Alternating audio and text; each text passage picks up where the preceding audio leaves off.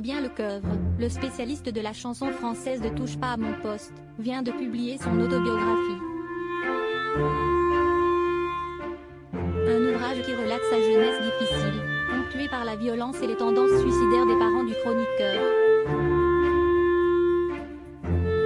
Fabien Lecoeuvre s'est fait une place sur le plateau de Touche pas à mon poste à coups de révélations et de phrases choc sur telle ou telle figure de la chanson française.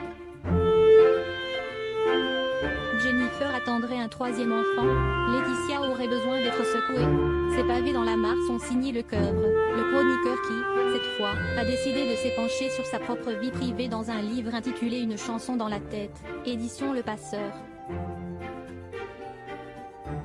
Scène dégage une enfance difficile, malmenée par une vie de famille pour le moins violente. Les coups de ceinturon étaient un enfer, a confié l'animateur à nos confrères de Voici.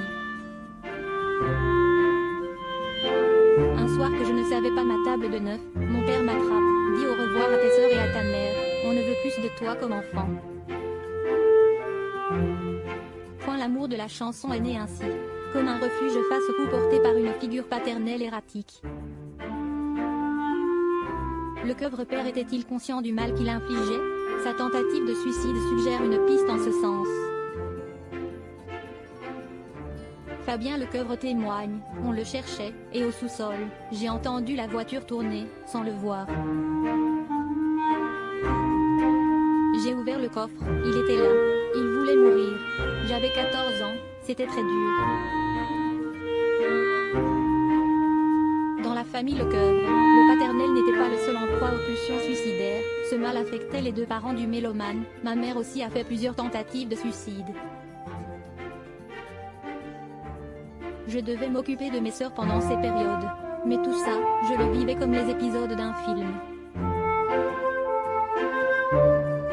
Point depuis, malgré ce très lourd passif, le père a demandé pardon au fils et les Lecoeuvre se sont rabibochés. Il a su reconnaître qu'il s'était trompé, raconte le spécialiste de chansons françaises. C'était émouvant aux larmes. Mais si Fabien Lecoeuvre a su montrer qu'il croyait en la valeur de la rédemption, il n'a jamais su dire je t'aime. Selon lui, on ne guérit pas de son enfance.